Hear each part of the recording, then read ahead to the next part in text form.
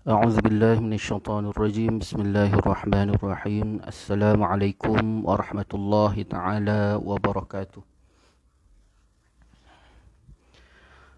InsyaAllah kita mulakan majlis kita pada pagi ini dengan umul kitab, dengan pahala Fatihah kita bacakan nanti kita hadiahkan kepada Rasulullah sallallahu alaihi wa alihi wasallam, ahli keluarganya, sahabat-sahabatnya, tabi'in, tabi'in, ulama-ulama mutaqaddimin, mutaakhirin, ulama zaman, khususnya kepada para mufassirin Imam Jalaluddin As-Sayuti dan juga Imam Jalaluddin Al-Mahalli.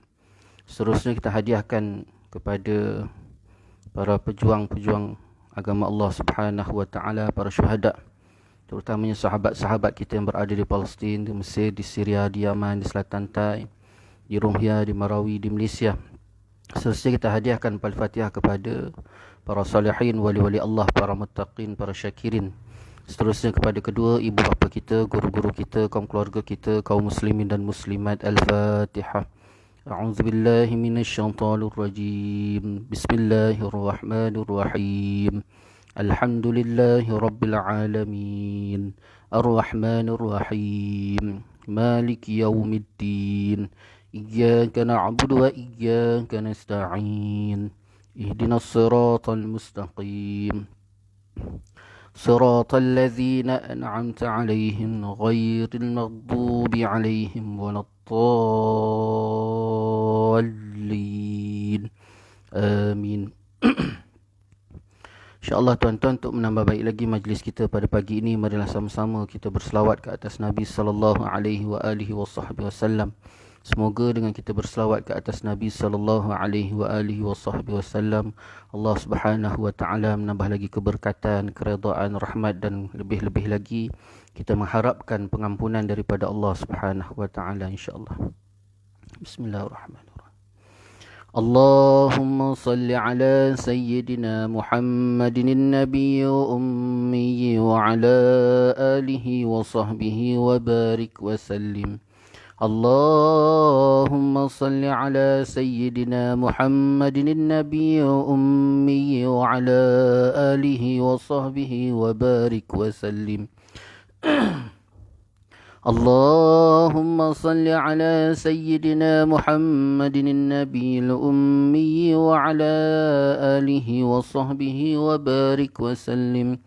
اللهم صل على سيدنا محمد النبي الأمي وعلى آله وصحبه وبارك وسلم. اللهم صل على سيدنا محمد النبي الأمي وعلى آله وصحبه وبارك وسلم. اللهم صل على سيدنا محمد النبي الأمي وعلى آله وصحبه وبارك وسلم. اللهم صل على سيدنا محمد النبي الأمي وعلى آله وصحبه وبارك وسلم. اللهم صل على سيدنا محمد النبي الأمي وعلى آله وصحبه وبارك وسلم.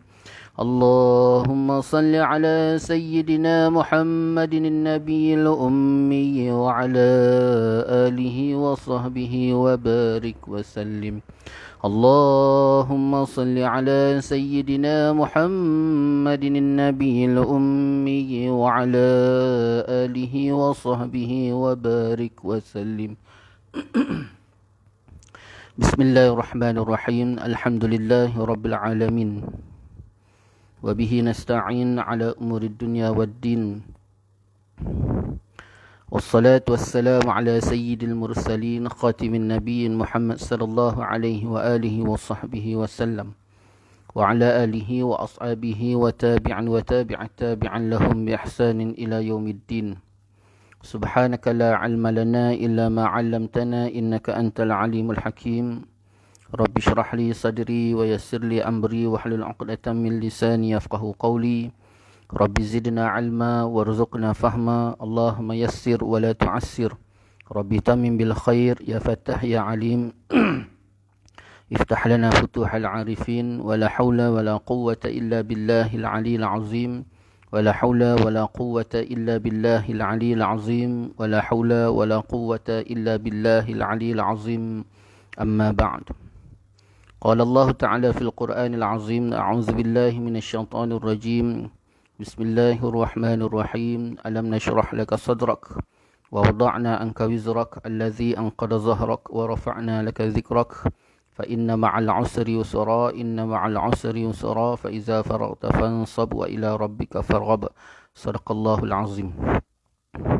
Alhamdulillah, pertama-tamanya marilah sama-sama kita merafakkan rasa syukur kita ke hadrat Allah Subhanahu wa taala. Dengan keizinan Allah dapat sama-sama kita bertemu dan kita bersua lagi pada pagi ini, dan sama-sama kita mengharapkan semoga pertemuan kita pada pagi ini Allah Taala penuhkan dengan keberkatan, keredaan, rahmat, dan lebih-lebih lagi kita mengharapkan pengampunan daripada Allah Subhanahu wa taala. Dan insya-Allah tuan-tuan, kita akan sambung lagi kelas pengajian tafsir Jalalain. Masih lagi perbincangan kita berkisar di dalam suratul Fatihah, dan alhamdulillah telah sama-sama kita berkongsi dalam ayat a'udzubillahi minasyaitanirrajim. InsyaAllah pada pagi ini kita masuk dalam ayat yang pertama dalam suratul Fatihah, iaitu Bismillahirrahmanirrahim. Qala Allah Ta'ala fil Qur'anil Azim: A'udzubillahi minasyaitanirrajim. Bismillahirrahmanirrahim. Bismillahirrahmanirrahim. Alhamdulillahi rabbil alamin. Ar-Rahmanirrahim. مالك يوم الدين إياك نعبد وإياك نستعين اهدنا الصراط المستقيم صراط الذين أنعمت عليهم غير المغضوب عليهم ولا الضالين آمين. Dengan menyebut nama Allah yang Maha Pemurah lagi Maha Penyayang. Segala puji bagi Allah, Tuhan semesta alam, Maha Pemurah lagi Maha Penyayang, yang menguasai hari pembalasan. Hanya kepada Engkaulah kami menyembah dan hanya kepada Engkaulah kami memohon pertolongan. Tunjukkanlah kami jalan yang lurus, iaitu jalan orang-orang yang telah Engkau anugerahkan nikmat kepada mereka, bukan jalan mereka yang dimurkai, iaitu Yahudi, dan bukan pula jalan mereka yang sesat, iaitu Nasrani. Sadaqallahul Azim. Tuan-tuan, hadirin hadirat sidang online yang dirahmati oleh Allah Subhanahu wa taala. Jadi dalam suratul Fatihah ini tuan-tuan, ayat yang pertama mengikut mazhab Imam Syafi'i rahimahullahu taala, iaitu ayat basmalah. Dipanggil juga basmalah ataupun lebih disebut dengan Bismillahirrahmanirrahim, dengan nama Allah yang Maha Pemurah lagi Maha Mengasihani. Apa maknanya tuan-tuan? Maknanya saya memulakan pekerjaan saya dengan menyebut nama Allah, mengingatinya dan bertasbih kepadanya. Saya memohon pertolongannya dalam segala urusan dan pekerjaan saya. Dialah yang sebenarnya Tuhan yang disembah. Dia memiliki rahmat dan kasihan belas yang meliputi segala-galanya. Dialah penganugerahan segala nikmat, baik yang kecil maupun besar. Allah lah sumber kurnia, kasih sayang, ihsan dan ikram. Ini dia tuan-tuan. Ini makna yang ditafsirkan oleh para ulama di sebalik daripada kata-kata basmalah ataupun Bismillahirrahmanirrahim. Maknanya apa? Bila kita menyebut saja Bismillahirrahmanirrahim, maka dia terkandung makna dalam Bismillahirrahmanirrahim tadi, iaitu saya memulakan. Kalau kita lihat di dalam kitab-kitab tafsir, ulama menafsirkan ayat basmalah ini ataupun Bismillahirrahmanirrahim ini, iaitu dengan abtadi'u. Abtadi'u bismillah, abtadi'u bi bismillahirrahmanirrahim. Abtadi'u iaitu aku memulai. Abtadi'u aku memulai bi bismillahirrahmanirrahim dengan nama Allah yang maha pemurah lagi maha pengasihani. Maknanya setiap perbuatan kita yang hendak kita mulai tadi, bila kita sebut saja Bismillahirrahmanirrahim, maka dia terkandung dengan abtadi'u, iaitu aku memulai perbuatan ataupun pekerjaan pengamalan dengan nama Allah Subhanahu wa taala. Itu satu. Yang kedua, yang keduanya hikmah di sebalik daripada kita membaca basmalah tadi. Ulama datangkan hikmah, Syekh datangkan hikmah di sebalik daripada kita membaca basmalah tadi, iaitu Allah Subhanahu Wa Taala memulakan suratul Fatihah dan semua surah Al-Quran dengan basmalah kecuali surah Taubah. Bara'ah, dipanggil surah Bara'ah. Jadi 114 surah yang ada dalam Quran, tuan-tuan, selain daripada surah Bara'ah, maknanya 113 surah, semuanya dimulai dengan basmalah, hukumnya sunat. Bahkan bukan sekadar kepala ayat, sehingga kan kepala surah, dipanggil pokok surah, nak mulakan awal surah, kita mulakan dengan basmalah. Bahkan tuan-tuan, setiap ayat yang kita nak baca pun disunatkan supaya kita menyebut basmalah. Sememangnya antara lain tujuannya ialah untuk menegaskan bahawa semua kandungan janji-janji yang tersurat di dalam surah tersebut adalah benar. Kerana apa tuan-tuan?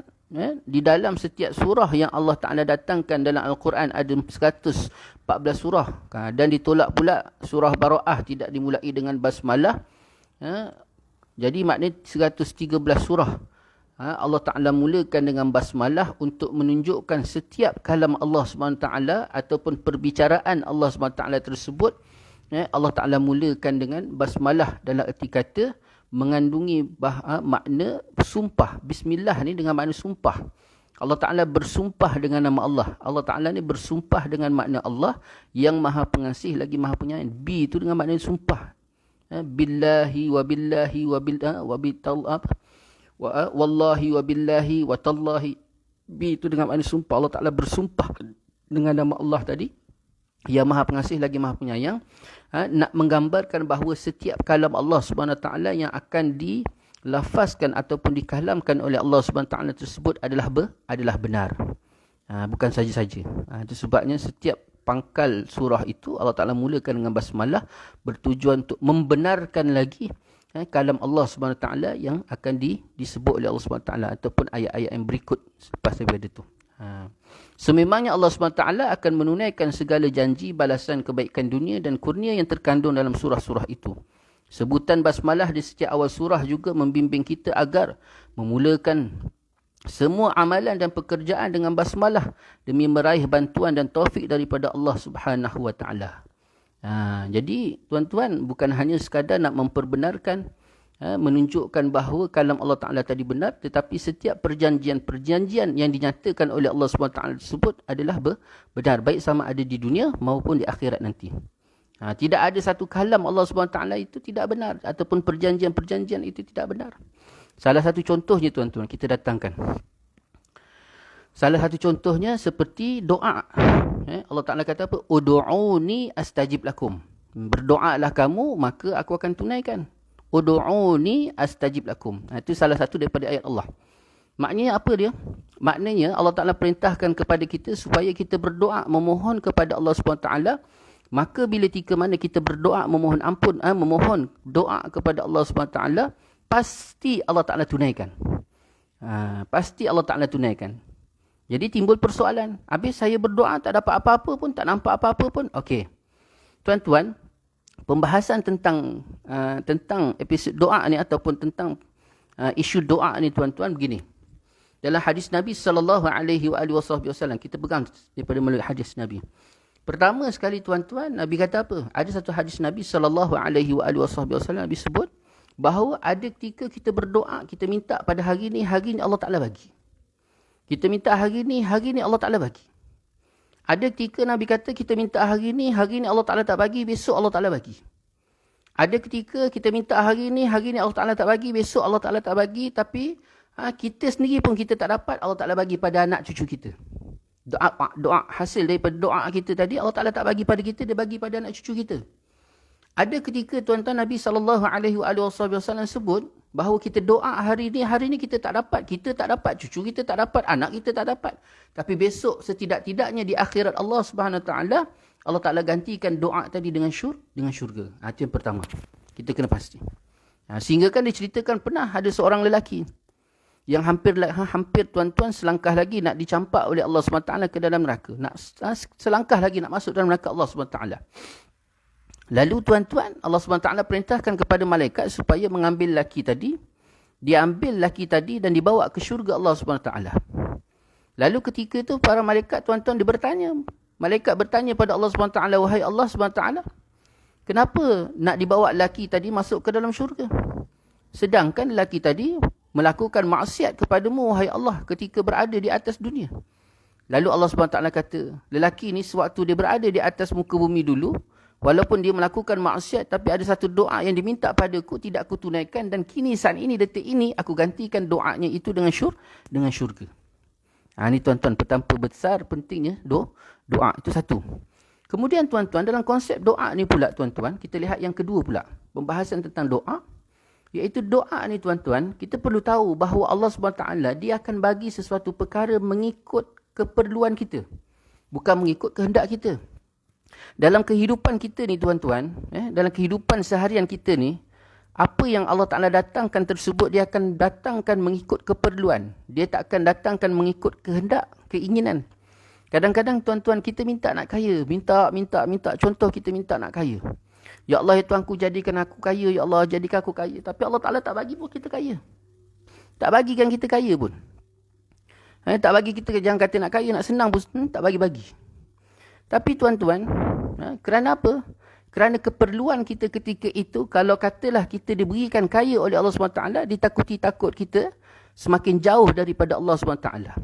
Sebab nilaian pandangan Allah terhadap kita, bukan kedudukan kita, bukan kehendak kita. Tetapi Allah Ta'ala beri sesuatu benda tersebut, baik sama ada memberi satu nikmat, ataupun memberi satu kebaikan, ataupun memberi sesuatu benda yang mungkin dalam gambaran tak baik pada mata kita. Tetapi hakikatnya tuan-tuan, Allah Ta'ala nakkan sesuatu benda ataupun keadaan, situasi yang kita dapati tadi mendekatkan diri kita dengan Allah Subhanahu Wa Ta'ala. Itu yang gambaran sekalipun susah kita mendapati sesuatu dalam kehidupan kita, tetap dia adalah gambaran ataupun sebaliknya terkandung kasih sayang Allah Subhanahu Wa Ta'ala kepada kita. Itu sebabnya dalam satu ayat yang lain Allah Ta'ala sebut, wa asa an takrahu syai'an wa huwa khairul lakum. Wa asa an tuhibbu syai'an wa huwa syarrul lakum. Wallahu ya'lamu wa antum la ta'lamun. Dan mungkin kamu tidak menyukai sesuatu perkara tersebut padahal dia baik bagi kamu. Dan mungkin kamu menyukai sesuatu perkara tersebut padahal dia buruk bagi kamu. Wallahu ya'lamu wa antum la ta'lamun. Dan bermula Allah SWT itu mengetahui akan apa-apa yang kamu tidak ketahui. Kita tak tahu. Jadi kita rasakan suatu benda tu kita tak suka. Contohnya apa tuan-tuan? Kita tak suka miskin. Tak ada orang dalam dunia ni suka kepada susah. Semua orang nakkan senang. Nakkan mudah. Nakkan kaya. Nakkan sihat. Kita dalam dunia ni kita nak yang sempurna bagi diri kita. Tapi Allah Ta'ala kata apa? Yang susah itu jangan kamu tidak menyukai padahal dia baik bagi kamu. Kita tak suka susah. Kita tak suka susah tuan-tuan. Tak ada orang suka susah. Tapi padahal dia baik. Kenapa dengan susah tadi tuan-tuan membuatkan kita semakin dekat dan hampir diri kita dengan Allah SWT. Berapa ramai kalangan kita disebabkan susah tuan-tuan semakin kuat dia bertasbih. Dengan disebabkan Allah Ta'ala datangkan permasalahan, kesusahan, kepayahan, keperitan. Akhirnya tuan-tuan kita bangun malam bertahajud pada Allah SWT. Solat sunat hajat. Kalau mungkin kita bangun tahajud selama ni tuan-tuan, kita bangun solat tahajud hanya sekadar tahajud. Mungkin kalau solat hajat pun hanya sekadar dua rakaat solat hajat. Tapi disebabkan kesusahan, kepayahan, keperitan yang Allah Ta'ala datangkan ke atas kita, sehingga kan tuan-tuan kita sanggup melaksanakan solat hajat 12 rakaat. Kalau hari ni pun tuan-tuan, kalau kita bercakap solat sunat hajat 12 rakaat tuan-tuan, orang keruk kepala. Dia keruk kepala. Banyaknya ustaz dia kata. Banyaknya solat hajat 12 rakaat. Banyak. Tapi tuan-tuan dalam keadaan kita susah, payah, jerit, perit yang Allah Ta'ala berikan pada kita tadi tuan-tuan, kita dah tak nampak lagi 12 rakaat. Tetapi harapan kita supaya Allah Ta'ala keluarkan kita daripada kesulitan permasalahan yang kita alami tersebut. Ini betapa pentingnya tuan-tuan. Yang mungkin kita melihatkan kesusahan, kepayahan, keperitan, permasalahan tuan-tuan. Tak ada siapa pun suka tuan-tuan. Tetapi wa huwa khairul lakum, padahal dia baik bagi kamu. Wa asa an tuhibbu syai'an wa huwa syarrul lakum. Dan mungkin kamu menyukai sesuatu perkara tersebut padahal dia buruk bagi kamu. Kita semua suka senang, suka kaya. Sukalah tuan-tuan dalam arti kata kesempurnaan dalam kehidupan. Kalau katalah tidak bermegah-megah sekalipun tuan-tuan, setidak-tidaknya kita suka benda yang mudah bagi kita. Bila nak dapat. Kita istilah macam tu, bila nak dapat. Nak beli apa-apa tu sebabnya manusia lebih suka banyak duit tu. Duit tu banyak kenapa? Kerana nak dapat. Tapi Allah Ta'ala tak bagi sedemikian tuan-tuan. Dia tak bagi sedemikian kerana bila kita nak dapat. Pertama sekali kita paling takut tuan-tuan, Allah Ta'ala nakkan kita ni menghargai sesuatu perkara yang kita dapati daripada dua tangan kita tadi. Ya Allah Ta'ala datangkan rasa syukur. Sebab apa? Manusia tu dia akan menghargai dan rasa syukur kepada Allah SWT di atas sesuatu perkara yang dia dapat apabila dia mendapati sesuatu perkara tersebut dalam keadaan susah. Tapi kalau dia dapat senang, dia nak dapat tuan-tuan, maka ketika itu penghargaan dia tidak akan ada dan akhirnya tuan-tuan apatah lagi nak menanamkan ataupun mencurahkan rasa syukur dia kepada Allah SWT di atas nikmat yang Allah Ta'ala bagi. Itu sebabnya tuan-tuan walaupun kita lihat sesuatu perkara itu senang, susah, payah, jerit-perit, padahal di sebalik itu ada nikmat. Sesuatu perkara yang boleh mendekatkan diri kita kepada Allah SWT. Dan jangan kita rasakan bahawa kesenangan itu adalah jalan yang paling terbaik dan takut-takut kita kufur. Kerana manusia ni lumrah dalam dirinya tuan-tuan, lumrah ni fitrah. Fitrah diri manusia ni, bila susah dia akan cari Tuhan. Bila senang tuan-tuan, dia akan leka, dia akan lalai. Sekalipun mungkin dia mengasihi Allah, tidak sebagaimana dia mengasihi Allah SWT dalam keadaan dia susah. Itu sebabnya Nabi SAW pernah diceritakan. Bagaimana keadaan, bagaimana satu ketika keadaan tuan-tuan, Rasulullah didatangi. Ada dua riwayat. Kata Jibril datang. Ada satu riwayat kata Jibril datang, ada satu riwayat kata malaikat yang menjaga bukit di belakang rumah Rasulullah sallallahu alaihi wasallam mendatangi Rasulullah. Dia kata, wahai Rasulullah, wahai Muhammad, dia kata Allah Taala perintahkan kepadaku untuk mendatangi engkau dan perintahkan kepada engkau jika kau inginkan kepada kesenangan ataupun inginkan bukit itu bertukar menjadi emas, maka Allah Taala perintahkan supaya engkau ketuk bukit itu dengan tongkat engkau, maka Allah Taala akan ubah bukit tersebut menjadi emas. Tapi Rasulullah SAW tidak tuan-tuan. Tidak mengetuk bukit tersebut dengan tongkat dia untuk bertukar menjadi emas. Kita tuan-tuan, belum Allah Ta'ala perintah malaikat datang suruh ketuk. Mengorek-ngorek kita tanah bila kita tahu tanah tu ada emas. Mengorek-ngorek, mencari-cari tuan-tuan. Tapi Rasulullah sampai depan mata, Rasulullah tolak. Bukan bermakna Rasulullah menolak kesenangan. Tetapi tuan-tuan, ataupun Rasulullah itu, dia tidak menghalang kita untuk mencari kesenangan. Tapi Rasulullah nak menggambarkan kesenangan tersebut bukan kunci kepada kebahagiaan. Saya datangkan sebuah kisah tuan-tuan, cerita. Ada seorang datuk tuan-tuan. Ini bukan semua datuk lah. Ada seorang datuk tuan-tuan. Satu hari lepas je semayang, dia keruk kepala. Keruk kepala. Saya tanya, kenapa Datuk, ada masalah ke? Dia kata, Ustaz, saya ni risau, dia kata. Saya ni risau sangat. Taman kita ni, dia kata, masuk perompak, dia kata. Masuk perompak, rumah masuk perompak. Jadi saya kata, Datuk nak risau apa? Dia kata. Saya kata dengan dia, Datuk, kenapa Datuk nak risau? Sedangkan Datuk kan ada, pegawai keselamatan. Dia ada seorang pegawai keselamatan tuan-tuan. Pegawai keselamatan yang dibayar ni tuan-tuan gaji 7,000. Dia ambil tu tuan-tuan daripada komando. Dia bagi gaji 7,000 tuan-tuan, orang tu berhenti kerja, sanggup kerja dengan dia untuk jadi pegawai keselamatan dia. Jadi saya kata, ni abang ada ni. Ni abang ada, saya kata. Kenapa Datuk risau lagi? Kan abang ada 24 jam abang jaga Ustaz. Jaga Datuk, saya kata. Dia kata, aku dengan dia ni pun aku tak percaya, dia kata. Silat-silat air bulan dia bunuh aku. Mati aku, dia kata. Kemudian tuan-tuan saya kata, kalau rumah pula Datuk nak risau apa? Security kat rumah dia, security je tuan-tuan 3 orang jaga. Security rumah dia 3 orang. Lepas tu setiap penjuru rumah tu tuan-tuan sampaikan tepi jalan rumah dia tu pun tuan-tuan dia pasang CCTV. Dia pasang CCTV. Saya kata, sensor penuh rumah dia, sensor. Saya lalu depan rumah dia, bukan masuk rumah dia, lalu depan rumah je pun tuan-tuan, spotlight jalan tu terbuka. Lalu sensor, sampai ada sensor tuan-tuan rumah dia. Jadi dia kata, dia kata, aku ni, dia kata, cakap tu terang lah, dia kata. Walaupun aku ni hidup macam ni, dan aku cakap terang, dia kata, tilam aku tu pun harga RM10,000, RM20,000, dia kata. Dan aku yakin kau punya tilam pun, dia kata, dalam 100-200 je, paling mahal kau boleh beli, dia kata. Tapi aku yakin kau tidur lebih nyenyak daripada aku tidur. Walaupun aku tidur atas tilam RM10,000, RM20,000, kau tidur atas tilam 100-200, dia kata, kau tidur lagi nyenyak daripada aku tidur. Kenapa ni tuan-tuan? Nak menggambarkan kepada kita tuan-tuan, kekayaan itu bukan menjadi ukuran untuk meletakkan kebahagiaan seseorang. Tapi kebahagiaan itu datang daripada mana? Kebahagiaan itu datang daripada hati yang betul-betul diselubungi, dipasakkan tuan-tuan keimanan dan keyakinan yang benar-benar baik pada Allah Subhanahu Wa Taala. Dan kemiskinan itu juga bukan bermakna seseorang itu dia tidak bahagia. Kemiskinan seseorang itu pula bukan jalan menunjukkan dia tidak bahagia, tidak boleh menggapai kebahagiaan. Kerana Allah Ta'ala letakkan kebahagiaan, ketenangan. Kebahagiaan itu ialah ketenangan, berlapang dada, rasa seronok tuan-tuan, tak risau.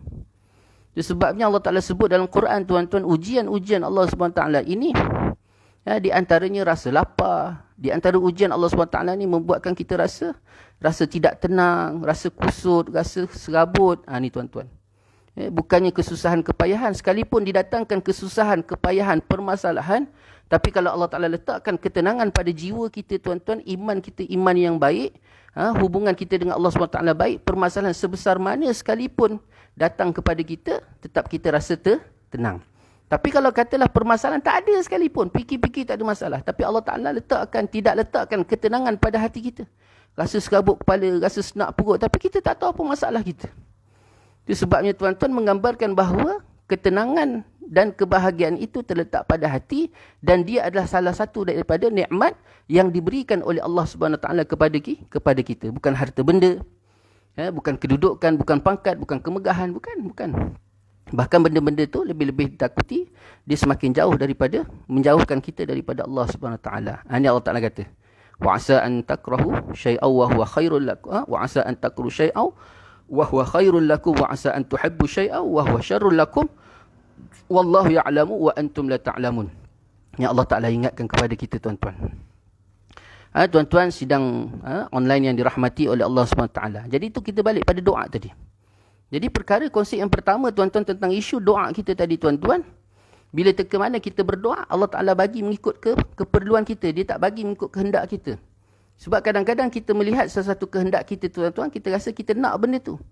Padahal bagi Allah Ta'ala yang lebih mengetahui akan apa yang akan berlaku, maka dia akan beri mengikut keperluan. Ada ketika dia bagi, ada ketika dia tak bagi. Dan kita harapkan setiap apa yang Allah Ta'ala datangkan ataupun Allah Ta'ala berikan kepada kita, datangnya dengan redha Allah. Datangnya dengan redha Allah, datangnya memang dengan kehendak Allah SWT. Kita takut datang satu perkara tersebut bukan redha Allah. Bukan datang sebagai redha Allah, bukan datang sebagai satu nikmat. Kerana setiap perkara yang didatangkan oleh Allah SWT itu tuan-tuan ada dua keadaan. Ada dua keadaan tuan-tuan. Sama ada Allah Ta'ala datangkan satu perkara tersebut kepada kita atas dasar nikmat, dan ada ketika Allah Ta'ala datangkan sebagai satu istidraj. Na'udzubillah min zalik. Istidraj ni tuan-tuan lawan daripada nikmat tadi. Sebalik daripada nikmat. Macam mana kita nak tahu sesuatu perkara yang didatangkan oleh Allah SWT itu satu nikmat? Iaitu disebut oleh para ulama bila tika mana sesuatu benda yang Allah Ta'ala datangkan tadi. Dia datangkan tadi tuan-tuan, pertama sekali perkara tadi membuatkan keimanan dan keyakinan kita semakin baik dengan Allah. Yang kedua tuan-tuan, dengan benda yang kita dapati tadi tuan-tuan, semakin mendekatkan diri kita dengan Allah Subhanahu Taala. Maknanya apa yang kita dapat daripada sesuatu tadi itu dipanggil nikmat. Begitu juga istidraj. Bagaimana pula istidraj? Istidraj ni tuan-tuan sesuatu perkara yang Allah Ta'ala datangkan dalam keadaan Allah Ta'ala tak redha. Kita minta. Allah Ta'ala bagi, tapi bagi dalam keadaan tak redha. Allah Ta'ala tak redha. Kemudian tuan-tuan, dia datang pula tuan-tuan, membuatkan kita ni leka, lalai, jauh daripada Allah SWT. Bahkan mungkin sampai merosakkan keimanan dan keyakinan kita pada Allah. Contoh paling dekat tuan-tuan, kita lihat, contohnya seperti kereta. Ataupun kaya. Kita minta kaya, minta.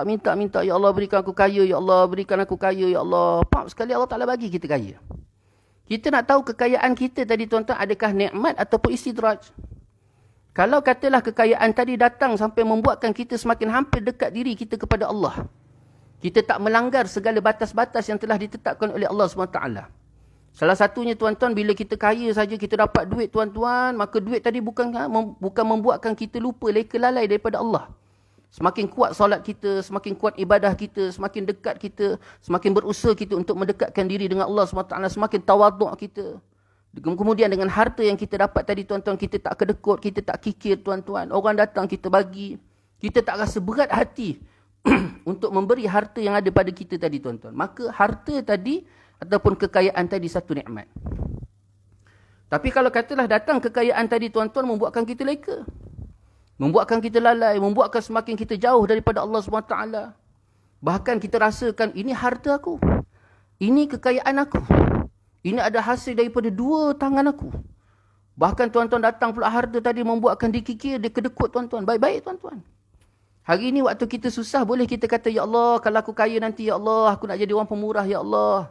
Kalau aku kaya nanti, Ya Allah, aku nak bantu orang susah, Ya Allah. Aku kalau kaya nanti, Ya Allah, aku nak mudahkan urusan orang, Ya Allah. Aku kalau kaya nanti, baik tuan-tuan. Sebab bila Allah Ta'ala datang ke kekayaan dan manusia boleh berubah 360 darjah. Manusia boleh berubah dengan sebab harta. Sebab harta adalah salah satu daripada ujian Allah SWT. Itu sebabnya kita ni jangan minta kekayaan, tetapi kita minta kecukupan yang diredai oleh Allah SWT. Jadi ditakuti tuan-tuan. Itu sebabnya datang. Bila katalah kekayaan tadi dia datang tak membuatkan kita dekat dengan Allah. Kekayaan datang tadi membuatkan kita semakin jauh daripada Allah. Kekayaan tadi membuatkan semakin kita kufur kepada Allah SWT. Kekayaan tadi membuatkan kita semakin kikir, semakin kedekut, semakin tangkai jering tuan-tuan. Tangkai jering. Ya, bukan jering lagi. Benda yang lagi pahit tu. Apa tu? Tangkai jering. Kerdas. Lagi power tuan-tuan. Tangkai kerdas. Memang pelik tak ingat-ingat. Jadi tuan-tuan berhati-hati. Jadi maknanya kekayaan yang datangkan oleh Allah SWT itu bukan satu nikmat tapi sebagai satu istidraj. Jadi berhati-hati tuan-tuan kerana ditakuti takut sampai apa yang Allah Ta'ala datangkan pada kita tadi sebagai satu istidraj. Itu sebabnya tuan-tuan dalam konsep doa tadi jangan kita rasakan Allah Ta'ala janji kata kalau berdoa dapat. Doa dapat. Udu'uni astajib lakum. Udu'uni astajib lakum. Berdoalah kamu kepadaku, maka aku tunaikan. Tapi kita doa-doa tak dapat. Kerana konsep doa. Apatah lagi tuan-tuan yang ketiga, doa ni pula tuan-tuan, dia ada adab. Doa ni ada adab. Adab-adab yang perlu kita jaga. Salah satunya tuan-tuan, pastikan bahawa kita ni tidak terdedah dengan makanan-makanan syubhat, apatah lagi makanan haram. Pakaian kita, makanan kita, minuman kita, pendapatan kita, hasil bukan hasil yang haram, hasil yang syubhat. Kerana perkara-perkara tadi, ataupun hasil, ataupun makanan, ataupun pakaian, ataupun apa sekalipun kehidupan yang kita gunakan tadi, ada unsur-unsur syubhat, ada unsur-unsur haram, membuatkan doa kita tidak diterima oleh Allah SWT. Kemudian cara berdoa pula. Adab berdoa, cara berdoa kita pada Allah SWT. Kadang-kadang kita ni berdoa, bukan berdoa, baca doa. Orang berdoa dengan orang baca doa tak sama tuan-tuan. Orang berkhutbah dengan orang baca khutbah tak sama. Orang baca khutbah itu yang dia baca suara dia nada. Apa dia? Ittaqullah, bertakwalah kamu kepada Allah. Marilah sama-sama kita bertakwa kepada Allah Subhanahu wa taala. Semoga dengan takwa kita selamat di dunia dan selamat di akhirat. Dibaca nada je. Kalau kita berdoa pula tuan-tuan, baca doa pula, baca doa. Allahumma ighfir lil muslimin wal muslimat wal mu'minin wal mu'minat. Allahumma ighfir li dhunubi wa li walidayya warhamhum kama rabbawna shighara. Tak ada apa-apa. Ni baca doa. Sedangkan kita di doa tuan-tuan, kita nak minta, kita nak mohon pada Allah. Maknanya perkara yang paling besar tuan-tuan dalam diri kita tersebut bila kita berdoa, ada raja', ada pengharapan dalam diri kita kepada Allah. Terhadap apa yang kita minta tadi. Apa yang kita minta tadi dalam keadaan kita mengharap. Walaupun kat mula Allahumma ighfirli dhunubi wa liwalidayya warhamhum kama rabbawna shighara, tapi hati kita tuan-tuan Meletakkan, ya Allah, ampunkan dosaku, ya Allah, ampunkan dosa kedua bapaku, ya Allah, kasihani mereka, ya Allah, sebagaimana mereka mengasihani waktu aku kecil dulu, ya Allah, ampunkan dosa kaum muslimin dan muslimat, ya Allah, guru-guruku, ya Allah, mereka-mereka yang bersama-sama denganku, ya Allah. Minta rajak. Ini perlu. Itu sebabnya kita kena tahu membezakan di antara baca doa dengan berdoa. Kita dituntut untuk berdoa. Itu sebabnya tuan-tuan, kenapa ulama ada bangkitkan satu permasalahan. Ulama ada bangkitkan satu permasalahan, tuan-tuan. Iaitu, kenapa kita ni seringkali diuji oleh Allah SWT susah. Macam orang Melayu kata apa? Dah jatuh ditimpa tangga, kemudian jatuh terpijak pula tai ayam, terpalit pula tai ayam. Maknanya dah susah makin susah, dah susah makin susah, dah susah makin susah. Ada masalah makin masalah lagi. Kenapa, tuan-tuan? Pertama sekali, tuan-tuan, ulama sebut Allah Ta'ala di antara sifatnya disuka hambanya meminta. Allah Ta'ala suka hamba tu minta. Ni salah satu sifat Allah yang tidak ada pada manusia. Manusia ni, tuan-tuan, kalau minta kali pertama dia bagi. Minta kali kedua, tuan-tuan, muka dia dah keras, ketat. Minta kali kedua, tuan-tuan, kena herit. Macam tu juga dengan, jangan kata orang lain, tuan-tuan, kita duduk dalam rumah tangga pun. Bangun-bangun pagi, tuan-tuan, baru bangun pagi, celik biji mata. Bang, jangan lupa duit dapur. Nanti kejap lagi jangan lupa duit sekolah budak tu. Budak tu nak buat bayar yuran, dia nak beli buku. Lepas tu tak apalah, tuan-tuan. Kita pun, yelah. Lepas mandi, tuan-tuan, lepas pakai baju nak pergi kerja tu pula, tuan-tuan, tengah-tengah sarapan, bang, jangan lupa bang duit dapur pula. Jangan lupa nanti sekarang bayar bil. Lepas tu kejap lagi kan, kita dah nak buka kereta, tengah panjang enjin kereta, dia cakap lagi, tuan-tuan. Silap-silap kena herit, tuan-tuan. Apa? Ingat kita ni, kilang cop duit ke? Sabar-sabarlah. Ini manusia. Jangan kita cerita benda yang kat luar. Macam tu juga, tuan-tuan, sebelum PKP dulu, zaman lepak-lepak kan. Lepas-lepas isyak, lepak pergi kedai kopi, kedai mamak, tuan-tuan. Kedai kopi. Kita lepak dengan sahabat-sahabat minum teh tarik, tuan-tuan. Orang datang kali pertama jual tisu, tuan-tuan. Tuan-tuan bagi tak? Bagi. Kemudian tak lama, tuan-tuan, dalam 10 minit datang lagi pula orang lain pula, tuan-tuan, dia jual tisu lagi. Bagi tak? Tu nanti dulu. Kali ketiga datang, tuan-tuan, encik, tadi dah datang lah. Tu orang lain. Tu orang lain lah. Dia kata, berapa kali datang. Macam-macam. Ni kita, tuan-tuan, kita sebagai manusia. Tapi Allah SWT tidak. Allah SWT ni, tuan-tuan, makin kita minta, makin dia seronok. Dia suka kita minta, tuan-tuan. Sehingga ulama meletakkan bahawa seorang hamba yang sering kali minta dengan Allah SWT itu salah satu daripada tanda dia meletakkan pengharapan pada Allah dan dia yakin pada Allah. Dia dekat dan hampir dengan Allah SWT. Bahkan sampaikan hamba yang tidak minta pada Allah, tidak berdoa, tidak minta, tidak rajak, tidak kembali kepada Allah, masalah-masalah yang timbul tersebut tidak rujuk pada Allah, tidak meluahkan pada Allah, tidak merintih pada Allah. Orang yang ada masalah tidak merintih pada Allah, orang ni orang sombong. Ulama sebut orang sombong, tuan-tuan. Kita ni apa sekalipun, kita kena minta dengan Allah. Sekecil-kecil perkara sampailah sebesar-besar perkara, tuan-tuan, minta dengan Allah, balik semula pada Allah. Itu sebabnya salah satu doa Allah, doa apa? Kata-kata Allah SWT, allazina idza asabathum musibatun qalu inna lillahi wa inna ilaihi raji'un. Bila datang saja satu-satu musibah, maka kembali kepada Allah SWT, balik semula pada Allah SWT. Ini penting, tuan-tuan. Itu sebabnya dalam konsep berdoa ni, tuan-tuan, penting. Pertama sekali, Allah Ta'ala tersuka dengar kita merayu-rayu pada dia. Dan saja kadang-kadang ulama sebut Allah Ta'ala melambat-lambatkan, menunaikan, bukan selain daripada dia memberikan mengikut keperluan kita. Bahkan, tuan-tuan, salah satunya sebab Allah Ta'ala melambat-lambatkan memberikan ataupun menunaikan doa kita kerana dia suka kita merintih-rintih. Kita merintih-rintih, tuan-tuan. Contoh macam seorang suami. Bang, tolong bang, periuk kat dapur tu dah makin lama makin buruk. Dah makin nipis. Dah ada pula periuk pula, bang, dia kata, yang dah bocor. Jadi kita ni pun, si isteri tadi minta kali pertama biasa je. Minta kali kedua, bahasa dia. Itu sebabnya sampailah tuan-tuan seronok kita. Isteri minta dia pegang bahu kita main cuit. Pegang lutut kita urut, bang tolonglah bang, tolong. Kan seronok tu tuan-tuan. Macam tu juga dengan Allah SWT. Allah Ta'ala suka melihat hamba dia makin merintih, menangis, merintih, menangis, merintih, menangis dengan dia. Dia sangat-sangat suka. Ya, sebab hamba dia kembali kepada dia. Ni tuan-tuan. Kemudian tuan-tuan ada ketika pula bila ketika mana kita berdoa tu tuan-tuan, Allah Ta'ala memang dia nak kita ni semakin baikkan keadaan keimanan darajat kita kepada dia. Semakin baikkan keimanan, sangka baik, husnuzan dengan Allah. Allah Ta'ala suka nak kita perbaiki keimanan dan juga sangka baik dengan Allah SWT. Yang ketiga pula tuan-tuan, ulama sebut kenapa Allah Ta'ala seringkali berikan kita susah. Yang ketiga tuan-tuan, Allah Ta'ala nak perbaiki langkah kita supaya jangan langkah ataupun diri kita ni tuan-tuan ada terselit sifat takabur, sifat rasa besar diri. Ini masalah paling besar. Masalah paling besar tuan-tuan. Terhijab daripada segala nikmat Allah, terhijab daripada rahmat Allah, terhijab daripada redha Allah, terhijab daripada pandangan Allah, terhijab daripada segala kebaikan daripada Allah. Semua disebabkan takabur. Itu sebab Allah Ta'ala beri kita susah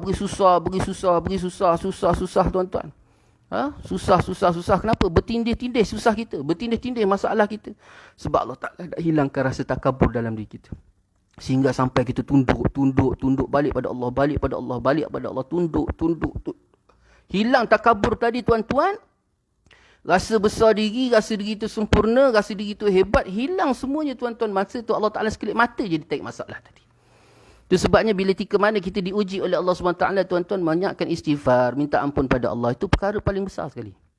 Paling utama sekali disebut oleh para ulama, bila Allah Ta'ala uji kita, berikan kita masalah, beri kita kesusahan, beri kita kepayahan, keperitan tuan-tuan, maka perkara pertama yang perlu kita buat ialah kembali pada Allah dalam keadaan bertaubat, merendahkan diri, rendah dan hilangkan perasaan rasa kesempurnaan, kebaikan. Kita tidak baik. Allah Ta'ala suruh kita buat baik, tapi Allah Ta'ala larang kita daripada rasa baik. Allah Ta'ala suruh kita buat baik tuan-tuan, melakukan amalan soleh. Buat baik. Tapi Allah Ta'ala larang kita daripada kita rasa baik. Na'udzubillah min zalik. Na'udzubillah min zalik. Tuan-tuan sidang online yang dirahmati oleh Allah SWT. Itu dia tuan-tuan. Jadi tuan-tuan, Allah Ta'ala datangkan basmalah pada setiap pangkal surah tadi bertujuan bahawa setiap apa yang Allah Ta'ala janjikan dalam Quran itu pasti. Jadi doa tadi salah satu contoh. Jadi bagaimanapun kita pusing ke kanan ke kiri pun tuan-tuan, tetap gambarannya bahawa apa yang Allah Ta'ala janjikan pasti kita akan dapat. Kemudian tuan-tuan, dalam masa yang sama ialah untuk membezakan amalan dan budaya orang Islam berbanding dengan orang bukan Islam yang memulakan pekerjaan mereka dengan menyebut Tuhan dan pemimpin mereka. Salah satu sebab kita ni dituntut untuk menyebut basmalah pada setiap urusan. Bertujuan tuan-tuan untuk membezakan di antara kita orang Islam. Orang Islam ni bila nak buat satu-satu perkara, kita kembali kepada Allah. Berbeza dengan orang kafir, yang mana bila dia nak buat satu-satu perkara, dia menyebut Tuhan dia ataupun menyebut pemimpin-pemimpin dia tuan-tuan, dewa-dewa dia, macam-macam lah. Dia orang akan berdoa dengan cara mereka. Jadi kita kena tonjolkan bagaimana kita ni melakukan sesuatu perkara tersebut, kita kembali kepada Allah dan kita menyerahkan perbuatan kita itu kepada Allah Subhanahu Wa Taala. Ini bertepatan dengan apa yang disebut oleh Nabi SAW. Nabi sebut tuan-tuan, kullu amrin dhibalin la yabda' bi bismillahirrahmanirrahim fahuwa aqta'. Nabi sebut tiap-tiap urusan yang tidak dimulai dengan basmalah ataupun bismillahirrahmanirrahim, maka urusan tadi akan terpotong, terputus. Apa maksud terputus tersebut? Maka di situ ulama sebut yang dimaksudkan fahuwa aqta', iaitu urusan tadi tidak dipertanggungjawabkan oleh Allah SWT. Allah Ta'ala tidak bertanggungjawab atas urusan dia tadi. Jadi itu sebabnya tuan-tuan, setiap perbuatan kita tersebut mestilah dimulai dengan basmalah untuk memastikan bahawa kita kembali kepada Allah dan kita mengembalikan perbuatan kita tadi ataupun amalan kita tadi kepada Allah SWT, dan kita harapkan Allah Ta'ala bertanggungjawab di atas perbuatan kita tadi dan Allah Ta'ala redha. Itu sebabnya penting tuan-tuan kita menyebut Bismillahirrahmanirrahim pada setiap perbuatan kita. Sebahagian ulama mengatakan bahawa Bismillahirrahmanirrahim merangkumi seluruh ajaran syariat kerana ia menunjukkan kepada zat dan sifat Allah Subhanahu Wa Taala. Ini ulama bahas pula. Sebahagian ulama kata bahawa basmalah tadi ataupun bismillahirrahmanirrahim itu mengandungi kepada makna sifat dan zat Allah. Sifat dan zat Allah, balik-balik semula kepada sifat dan zat Allah Subhanahu Wa Taala. Jadi tuan-tuan, kalau kita lihat pula kepada tafsir Al-Azhar yang telah dikarang oleh Pak Hamka. Pak Hamka tuan-tuan dalam menafsirkan bismillahirrahmanirrahim ni tuan-tuan, kita bukan nak cerita bismillah tapi kita nak cerita ar-Rahman ar-Rahim. Pengasih Allah dan juga penyayangnya Allah. Pemurahnya Allah dan pengasihnya Allah. Ar-Rahman dengan makna pemurah, kemudian Ar-Rahim dengan makna pengasih ataupun kasih. Apa perbezaan di antara Ar-Rahman dan Ar-Rahim? Disebut oleh Pak Hamka dalam tafsir Al-Azhar dia, bezanya tuan-tuan, Ar-Rahman Allah SWT ini terlaksana di atas muka bumi. Pemurahnya Allah SWT itu terlaksana di atas muka bumi Allah SWT. Di atas muka bumi Allah SWT ni tuan-tuan diduduki oleh berbagai-bagai manusia. Sama ada manusia yang beriman pada Allah, makhluk yang beriman pada Allah, ataupun makhluk yang tidak beriman mensyirikkan Allah SWT. Jadi selagi mana manusia ataupun makhluk yang duduk di atas muka bumi Allah SWT ini, dia akan mendapati rahman Allah. Baik sama ada dia beriman ataupun tak beriman, dia mensyirikkan Allah, dia kufur pada Allah, dia tidak mentaati Allah, dia mentaati Allah. Semua golongan tadi tuan-tuan akan merasai rahman Allah Subhanahu Wa Taala. Itu sebabnya tengok kita ni solat. Makan tak? Makan. Habis orang yang tak solat, makan tak? Makan. Bahkan kadang-kadang kita ni pula tuan-tuan. Yang sembahyang, yang puasa, yang zakat, haji ni pula tuan-tuan, hidup kita ala kadar Allah Ta'ala bagi. Tapi mereka yang kufur tuan-tuan makin senang. PKP ni pula tuan-tuan, kita ni makan-makan pun cukup-cukup Alhamdulillah. Cukup-cukup Alhamdulillah tuan-tuan. Tapi orang yang kufur tu tuan-tuan, siap tukar kereta, beli kereta baru lagi tuan-tuan. Renovate rumah lagi tuan-tuan. Makin bisnes, makin bertambah-tambah bisnes. Dah ada satu bisnes, ada dua bisnes, 3 bisnes, 4 bisnes. Kita daripada satu bisnes pun tuan-tuan, hidup segan mati tak mau, terus mati. Kenapa tuan-tuan? Ini rahman Allah di atas muka bumi. Kemudian tuan-tuan jangan pelik pula. Kenapa aku mentaati Allah, Allah Ta'ala tak bagi aku senang? Ini dunia tuan-tuan, ini sifat dunia. Ini sifat dunia, jangan pelik. Nabi SAW tuan-tuan ada kata qaul Nabi. Ada kata tuan-tuan, kata-kata ulama. Ad-dunya sijnul mu'minin wa jannatul lil kafirin. Dunia ini diberikan perumpamaan seperti penjara bagi orang yang beriman. Dunia ini tuan-tuan, bumi ini, dunia ini tuan-tuan diberikan perumpamaan seperti syurga bagi mereka-mereka yang kufur kepada Allah SWT. Ini perumpamaan. Dunia ni tuan-tuan, Nabi SAW sebut, ada kata qaul Nabi, ada kata qaul sahabat. Dunia ni diberikan perumpamaan seperti penjara. Maknanya orang beriman ni tuan-tuan, dia duduk atas dunia ni tuan-tuan, duduk atas dunia dia akan rasakan seperti penjara. Maknanya penuh rasa terseksa, tak bebas. Betul tuan-tuan? Pertama sekali tuan-tuan, kita keterikatan dengan syariat Allah. Ada batas-batas. Batas halal, batas haram, batas harus, batas makruh, batas syubhat. Semua tu tuan-tuan, kita ada batas-batas. Setiap tindakan kita tu tidak bebas. Tapi bukan kata kita tak bebas, kita terikat dengan syariat Allah, kita terikat semata-mata syariat Allah. Bagi mereka yang tak terikat dengan syariat Allah, yang konon-kononnya bebas tuan-tuan, ulama sebut mereka pun tak bebas juga. Mereka terbelenggu pula tuan-tuan dengan nafsu. Mereka terbelenggu pula tuan-tuan dengan fikrah-fikrah, pandangan-pandangan manusia. Yang kufur pada Allah SWT. Jadi kita pilih. Kita nak terikat dengan Allah ataupun terikat dengan nafsu kita ataupun golongan-golongan yang mensyirikkan Allah SWT. Lebih baik kita terikat dengan Allah. Susah kita susah kerana Allah. Kerana susah kerana Allah ni tuan-tuan, ada kebaikan, ada pahala. Besok ke akhirat tuan-tuan, kita akan bersama dengan Allah. Kita akan bersama dengan Nabi SAW. Dan kita nak kembali ke kampung halaman kita, syurga Allah. Jadi lebih baik kita susah ke atas dunia ini bersama dengan Allah. Daripada konon-konon kita rasa, aku nak bebas. Kenapa aku mesti terikat dengan syariat Allah? Aku nak bebas. Aku nak bebas, aku tak terikat dengan halal, haram, harus, mubah, syubhat. Tak nak dia kata. Tuan-tuan, kata-kata ni, pemikiran macam ni, jangan tuan-tuan rasakan tuan-tuan boleh bebas. Jangan kita rasakan kita boleh bebas. Kerana kebebasan tadi, macam mana pun kita ada keterikatan dengan sesuatu yang lain dan setidak-tidaknya nafsu tuan-tuan. Dan nafsu ini tidak memberikan apa-apa perjanjian untuk menyelamatkan kehidupan kita besok di akhirat Allah SWT. Apatah lagi keterikatan dengan pandangan-pandangan yang lain, liberal, yang tidak etis, yang tak mengaku Tuhan, yang tidak mengaku, yang membuat iktikad tak adanya Tuhan. Kita hidup dengan diri kita sendiri. Tak nak terikat dengan Tuhan, tak nak terikat dengan syariat Tuhan. Habis terikat dengan apa tuan-tuan? Ya, habis besok ke akhirat itu macam mana? Siapa yang nak bela kita? Siapa yang nak selamatkan kita? Siapa yang nak kasihi kita? Siapa yang nak beri syafaat pada kita? Siapa yang nak bawa kita ke syurga? Kalau tak kita terikat dengan Allah Subhanahu Wa Taala, nak ikut. Nak Allah Ta'ala selamatkan kita, nak Allah Ta'ala bawa kita masuk syurga, nak Nabi iring kita, pimpin kita bawa masuk syurga, tuan-tuan, kena ikutlah cara dia orang. Kita masuk rumah orang, tuan-tuan. Masuk rumah orang. Tapi kita nak ikut kepala kita, tuan-tuan. Rasa-rasa kena sepak tak dengan tuan rumah. Ya. Kita nak masuk syurga, kita nak masuk rumah orang, tapi ikut kepala kita. Cik, saya nak masuk rumah saya.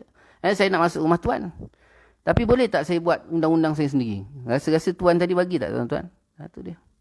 Itu sebabnya tuan-tuan, Ar-Rahman Allah SWT ini berlaku di atas dunia. Berbeza dengan Ar-Rahim. Fahamkan kata Ar-Rahim Allah SWT ini kasih ataupun kasihnya Allah SWT hanya bagi golongan yang beriman. Ketika mana? Berlakunya Rahim Allah SWT di akhirat. Di akhirat nanti berlakunya Rahim. Tidak lagi Ar-Rahman. Ketika itu tuan-tuan, no kompromi.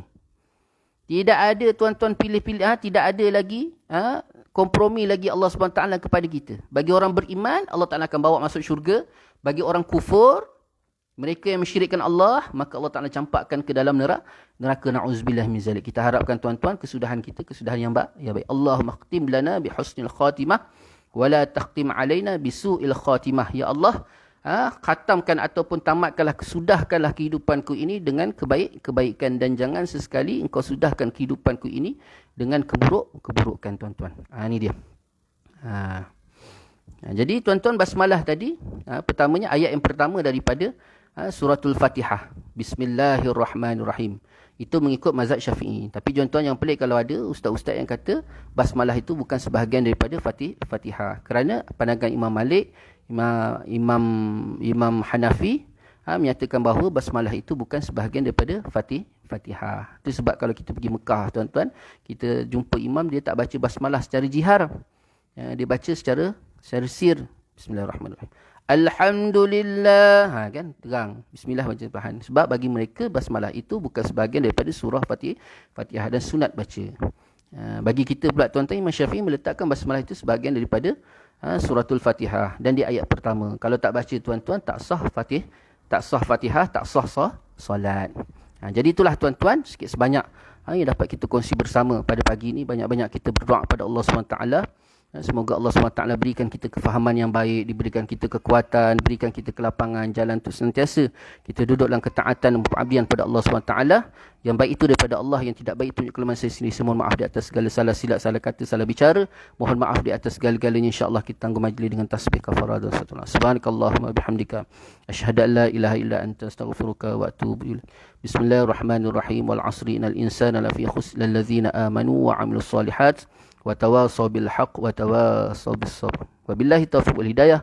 Wassalamualaikum warahmatullahi taala wabarakatuh.